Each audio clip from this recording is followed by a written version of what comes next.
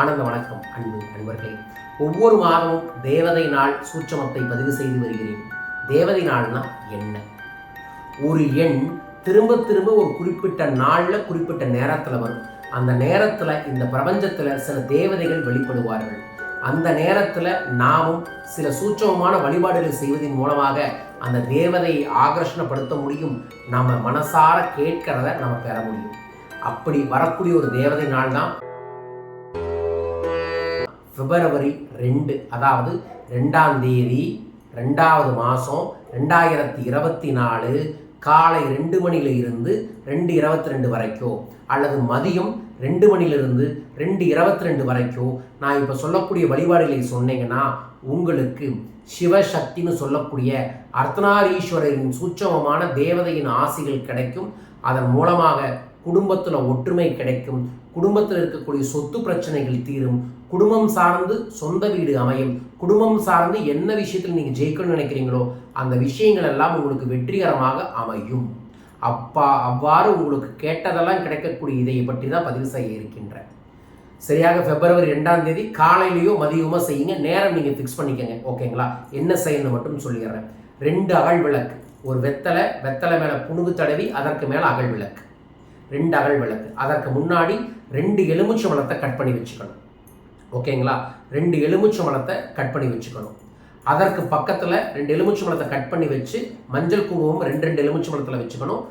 வச்சுட்டு அதற்கு முன்னாடி நீங்கள் அது வெள்ளிக்கிழமைங்காட்டிக்கு பாசிப்பருப்பு பாயாசமோ அல்லது ஏதோ ஒரு வெள்ளை நிற இனிப்போ நீங்கள் தயார் பண்ணி வச்சுக்கலாம். பால்கோவாவோ அல்லது வெள்ளை நிற இனிப்பையோ தயார் பண்ணி வச்சுக்கலாம்.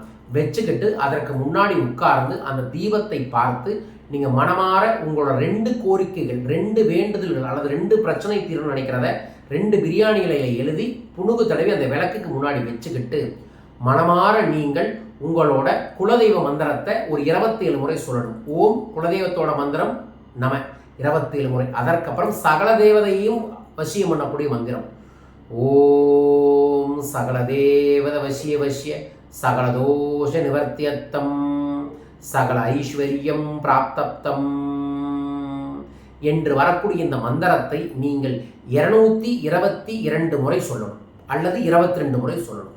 சொல்லிட்டு அதற்கப்புறம் உங்களோட வேண்டுதல்களை அந்த தீபத்துக்கிட்ட வாய் திறந்து சொல்லி அந்த தீபத்தில் இந்த பிரியாணி இலையை எரிக்கணும். எரிச்சதுக்கப்புறம் அந்த கட் பண்ணி வச்ச எலுமிச்சை பழத்தை 2 கேட்டுக்கட்டையும் 2 வீட்டுக்கு முன்னாடி இருக்கக்கூடிய கதவளையும் வச்சுக்கிட்டு அந்த பிரசாதத்தை வீட்டில் இருக்கிறவங்களுக்கெல்லாம் பகிர்ந்து கொடுக்கணும். அதற்கு முன்னாடி வடக்கு திசையை கொஞ்சம் தூவி விட்டுட்டு நீங்கள் அந்த பிரசாதத்தை சாப்பிட்டு விரதத்தை முடித்து கொள்ளலாம். அதற்கப்புறம் இரவு படுக்க போகும்போது உங்கள் குலதெய்வ மந்திரத்தை 22 முறை ஒரு டைரியிலையோ நோட்டிலேயோ எழுதிட்டு உறங்கச் செல்லுங்கள். இந்த 2 அப்படின்னு வரக்கூடிய இந்த 2 இரட்டை தேவதைகளை வசியம் செய்வதற்கு நீங்கள் இந்த வழிபாட்டை வழிபட்டு பலன் பெற வேண்டும், பலம் பெற வேண்டும், பயம் போக்க வேண்டும் என்று கேட்டுக்கொள்கின்றேன். இந்த சக்தி மிக்க தெய்வீகமான நாளையும் நேரத்தை நீங்கள் பயன்படுத்திக்கங்க. ஒவ்வொரு மாதமும் வரும். இது பிப்ரவரி 2. ஸோ 2வது மாதத்துக்கு பதிவு செஞ்சுருக்கேன். அடுத்த மாதம் வரும்போது உங்களுக்கு சொல்கிறேன். ஒரு 6 மாதம் இதை செஞ்சிட்டிங்கன்னா அந்த தேவதைகள் உங்களுக்கு காட்சி தருவார்கள். உங்கள் வாழ்க்கையில் ஒரு பெரிய மாற்றங்கள் ஏற்படும். என்ன 2 வேண்டுதல் செய்ய போகிறீங்க கமெண்ட் பாக்ஸில் மென்ஷன் பண்ணுங்கள். நீங்கள் வேண்டியபடியே கிடைக்க வேண்டும் என நானும் அன்றைய தினத்தில் உங்களுக்காக வேண்டுதல் செய்கிறேன். நடக்கும் நல்லது, நன்மைகள் பெருகட்டும். பார்க்கக்கூடிய அனைவருக்குமே வேண்டுதல் நடக்கும் என பிரார்த்தித்துக் கொள்கின்றேன். வரக்கூடிய நமது பயிற்சி வகுப்புகளில் கலந்து கொள்ளுங்கள். பிப்ரவரி 4ஆம் தேதி நான் மதுரை வர இருக்கின்றேன். மதுரையில் கடனை தீர்த்து பணத்தை பெருக்கும் பணவளக்கலை பயிற்சி நடக்குது. பிப்ரவரி 11ஆம் தேதி கடனை தீர்த்து பணத்தை பெருக்கும் பணவளக்கலை பயிற்சி வகுப்பு சென்னையில் நடைபெற இருக்கின்றது. உங்கள் வாழ்க்கையில் முன்னேறணும், ஜெயிக்கணும், சாதிக்கணும் நினைக்கிறவங்க மட்டும் இந்த பயிற்சிக்கு வாங்க. நிச்சயமாக உங்கள் வாழ்க்கையில் பெரிய அளவில் வளர்ச்சி கிடைக்கும். மீண்டும் ஒரு அற்புத பதிவில் உங்கள் அனைவரையுமே சந்திக்கின்றேன். அது வரைக்கும் நல்லதை சிந்தியுங்கள். நல்லது நிச்சயமாக ஏற்படும். வாழ்க வையகம், வாழ்க பணமுடன். நன்றிகள் கோடி.